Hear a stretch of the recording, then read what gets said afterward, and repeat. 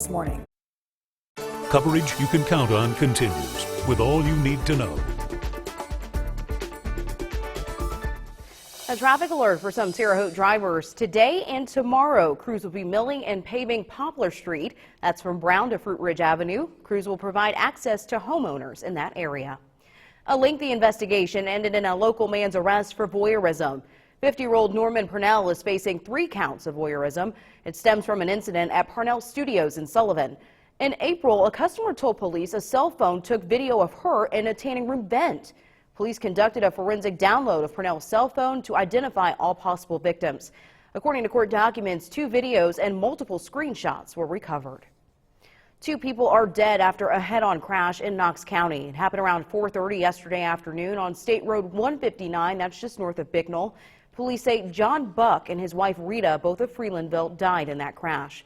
Joshua Ruark was airlifted to a local hospital with serious injuries. Police say he drove head-on into Buck's vehicle for an unknown reason. Local teacher and state representative Tanya Pav says she's not surprised by the current state of the Vigo County School Corporation. The district is currently living with an $8 million deficit. Leaders hope a referendum will help eliminate some of its financial burden. Pav says this was bound to happen, and as a teacher, she's seen many students leave. She says the lack of pay could be related to a teacher shortage. Work continues today to demolish a former body shop in Sullivan. Jerry's Body Shop was condemned by the city earlier this year. Another portion of the building actually collapsed just last week. It caused the city to call for an emergency demolition. Not only are residents worried about falling bricks, they believe chemicals were inside during the demolition. However, Mayor Clint Lamb says the city has taken care of the issue. Illinois Governor J.B. Pritzker has signed a bill placing further protections on abortions in the state. The law says abortion is a fundamental right for women. It rescinds decades-old regulations on abortion that judges previously suspended. It also requires coverage for abortions, contraception, and related medical care.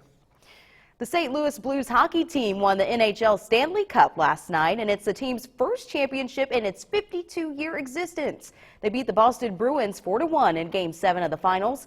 Back in January, halfway through the season, the Blues were dead last in the standing before a historic comeback. The last time the Blues were in the finals was nearly half a century ago, and that's when they were swept by the Boston Bruins. The long-awaited Strawberry Fest will begin in just a few short hours. It's one of the largest downtown events in Terre Haute, and that's where we find News 10's Jordan Kudish this morning. She's live to show us what goes on behind the scenes.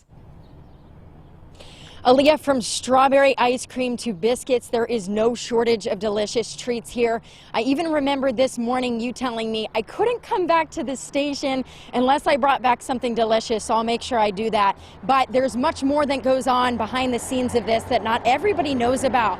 Everybody gets here in the morning. It all starts at 7 a.m. for those volunteers, and that's where they come together to discuss how the day is going to run.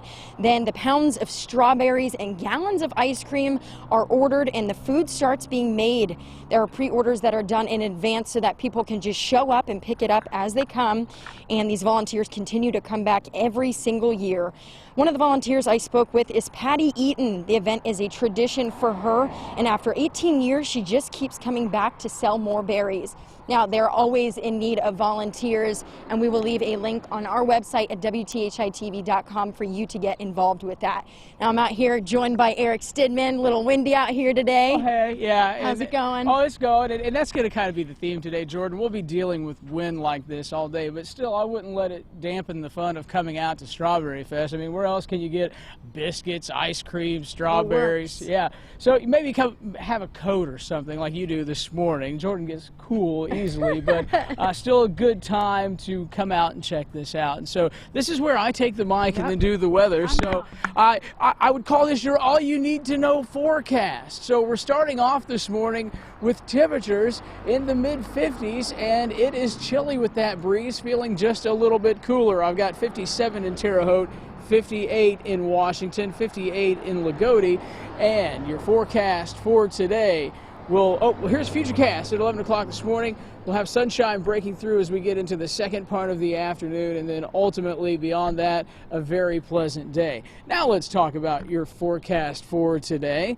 We've got a high only coming into the upper 60s, and hour by hour this afternoon, that is where we will land. The wind will be out of the northwest at 68. Your forecast for today will land in the upper 60s, and here's a look at your 7-day forecast.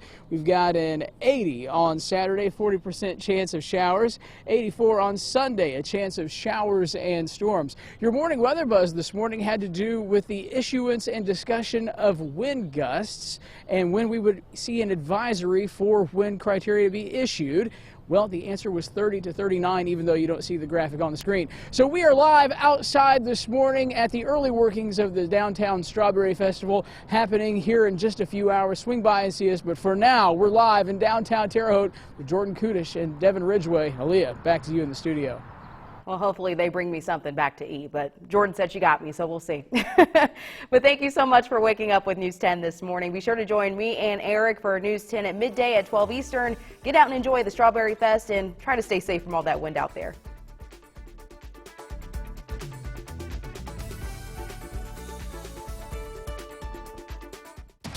For the most local news, every newscast, every day, you can depend on News 10. Coverage you can count on.